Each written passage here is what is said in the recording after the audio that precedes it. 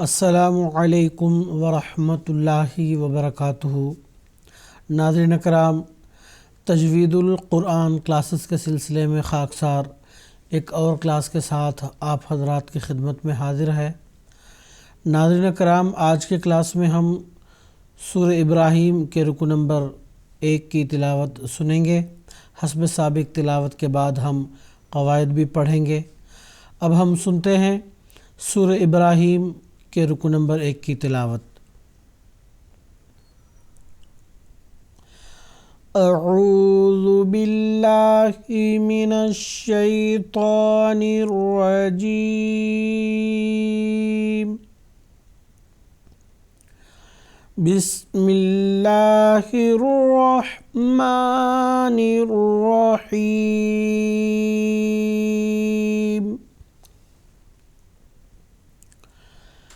الف لام را،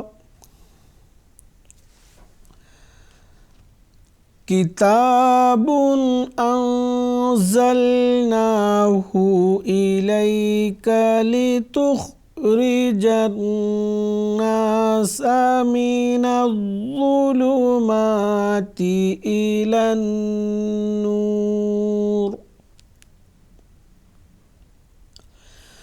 لتخرج الناس من الظلمات إلى النور بإذن ربهم إلى صراط العزيز الحميد۔ اللہ الذی لہ ما فی السماوات وما فی الارض، وویل للکافرین من عذاب شدید۔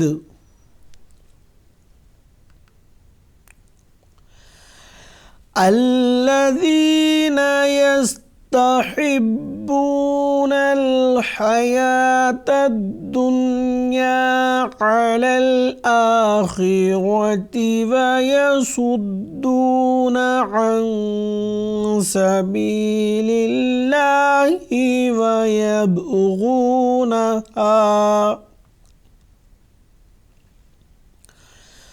وَيَصُدُّونَ عَن سَبِيلِ اللَّهِ وَيَبْغُونَهَا عِوَجًا، أُولَئِكَ فِي ضَلَالٍ بَعِيدٍ۔ وَمَا أَرْسَلْنَا مِن رَّسُولٍ إِلَّا بِلِسَانِ قَوْمِهِ لِيُبَيِّنَ لَهُمْ، فَيُضِلُّ اللَّهُ مَن يَشَاءُ وَيَهْدِي من يشاء، وهو العزيز الحكيم۔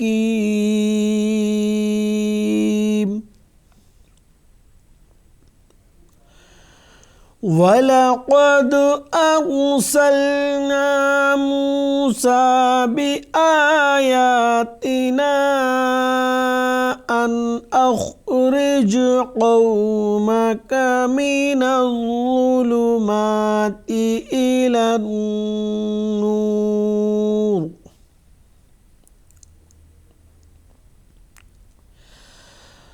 أن أخرج قومك من الظلمات إلى النور وذكرهم بأيام الله،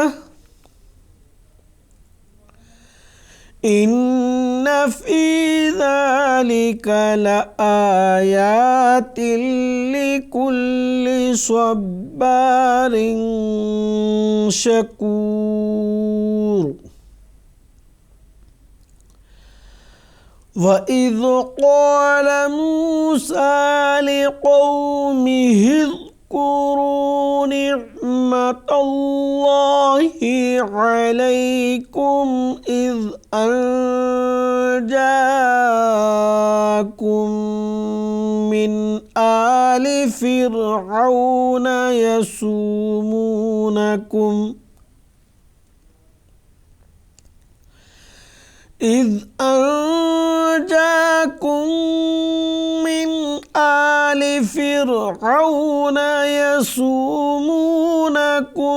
سوء العذاب ويذبحون أبناءكم ويستحيون نساءكم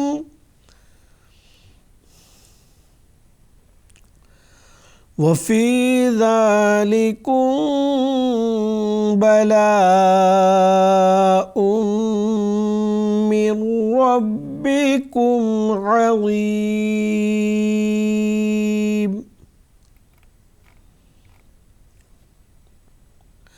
ناظرین کرام، اب تک ہم سورہ ابراہیم کے رکو نمبر 1 کی تلاوت سن رہے تھے۔ اب ہم حسب سابق قواعد پڑھیں گے۔ سب سے پہلے الف لام را، ان حروف کے متعلق پہلے بھی بتایا جا چکا ہے، ان کو حروف مقطعات کہتے ہیں۔ اگر اس پہ حرکات یعنی زبر زیر پیش نہیں آتے تو ان کو ویسے ہی پڑھیں گے جیسے ہم نے یسرنا القرآن کے شروعات میں پڑھا ہے۔ الف جس طرح یہاں لکھا ہوا ہے اس پہ کوئی حرکت نہیں ہے تو اس کو ہم پڑھیں گے الف۔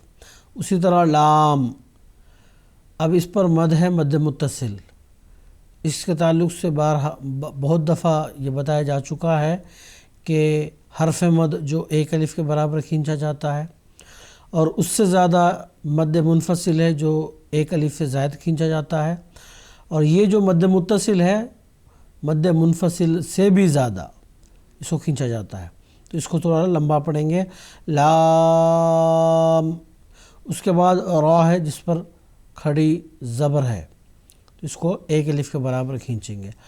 اب را پر جب بھی زبر آتا ہے یا کھڑی زبر آتا ہے اس کو پر پڑھیں گے۔ تو یہ ہیں حروف مقطعات۔ اس کے بعد کتابن میں کاف اور تا، یہ دونوں حروف باریک پڑھیں گے، اور با پر جو تنوین ہے اس کا یہاں اظہار ہوگا۔ اظہار جب ہم کہتے ہیں تنوین اور نون ساکن کی جو مکمل آواز ہے اس کی ادائیگی کو کہتے ہیں اظہار۔ اظہار کے لیے قاعدہ یہ ہے کہ نون ساکن اور تنوین کے بعد حروف حلقی میں سے کوئی حرف آئے۔ اب آگے دیکھیں، یہ الف ہے، اس کو ویسے اصل میں حمزہ کہتے ہیں، تو یہ حمزہ جو ہے یہ حروف حلقی میں سے ایک حرف ہے، جس کی وجہ سے یہ جو با پہ تنوین ہے اس کا یہاں اظہار ہوگا، یعنی نون ساکن اور تنوین کا جو آواز اخفا یعنی پوشیدہ پڑھا جاتا ہے اس طرح سے نہیں، بلکہ اس کو اظہار مکمل اس کی آواز کی ادائیگی ہوگی، غنہ کی آواز یہاں نہیں ہوگی۔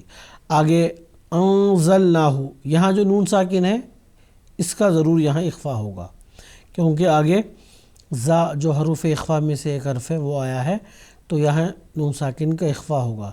اخفا کہتے ہیں نون ساکن اور تنوین کی جو آواز ہے اس کو پوشیدہ ادا کرنا اور ایک الف کے برابر غنہ کی آواز نکالنا، اس کو کہتے ہیں اخفا۔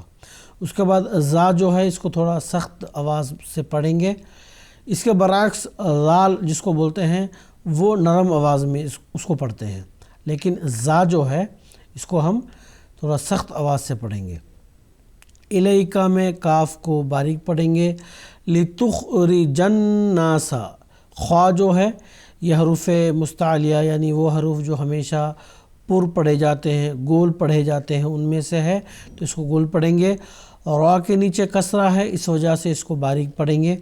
را پر زبر اور پیش دونوں آنے کی صورت میں اس کو گول پڑھتے ہیں، اگر زیر آتا ہے تو اس کو باریک پڑھتے ہیں۔ آگے نون مشدد ہے، ایک الف کے برابر غنہ کی آواز یہاں ہوگی، سین کو سخت پڑھیں گے اور باریک پڑھیں گے۔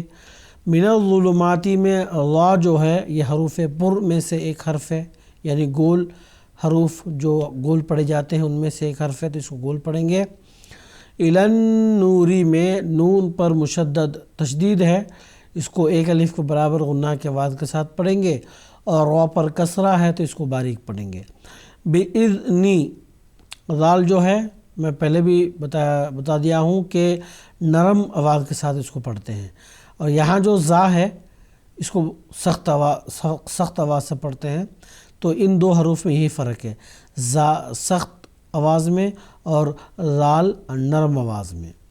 اس کے بعد ربہم میں را کو گول پڑھیں گے، کیونکہ را کو گول پڑھنے کے قواعد میں یہ بات شامل ہے کہ را پر زبر اور پیش آنے کی صورت میں را کو گول پڑھتے ہیں، اور کسرہ آتا ہے تو اس صورت میں اس کو باریک پڑھتے ہیں۔ الی صراط صاد، را اور طا یہ تینوں حروف یہاں پر پڑھے جائیں گے۔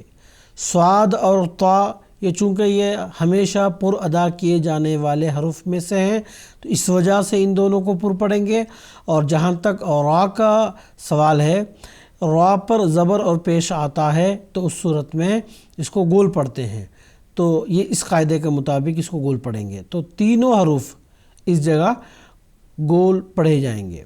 اس کے بعد عزیزل دونوں جگہ زا کو سخت آواز سے پڑھیں گے، اور حمید علامت وقف آنے کی وجہ سے ہم نے وقف کر دیا، وقف کرتے ہوئے آخری جو متحرک حرف دال ہے اس کو ہم نے ساکن کر دیا۔ ہم حروف قلقلہ کے تعلق سے پڑھ چکے ہیں کہ جب کبھی بھی یہ ساکن کی حالت میں ہوتے ہیں تو قلقلہ کی صفت کے ساتھ پڑھتے ہیں۔ اب دال جو ہے یہ حروف قلقلہ میں سے ایک حرف ہے، تو وقف کرتے ہوئے اس کو ساکن کر دیا، تو اس کو یہاں قلقلہ کی صفت کے ساتھ ہم پڑھیں گے حمید، اس طرح سے۔ اب متحرک کو ساکن کر دیا، جس کی وجہ سے اس سے قبل جو حرف مد یا ہے اس کو ایک الف کے برابر کھینچتے ہیں عموماً، لیکن آخری حرف کو ساکن کرنے کی وجہ سے ایک الف سے زائد اس کو کھینچ کر پڑھیں گے مد عارض جو ٹیمپرری مد ہے اس کے قاعدہ کے مطابق۔ تو ناظرین اکرام آج کی کلاس میں بس اتنا ہی، انشاءاللہ اگلی کلاس میں پھر ملاقات ہوگی۔ السلام علیکم ورحمۃ اللہ وبرکاتہ۔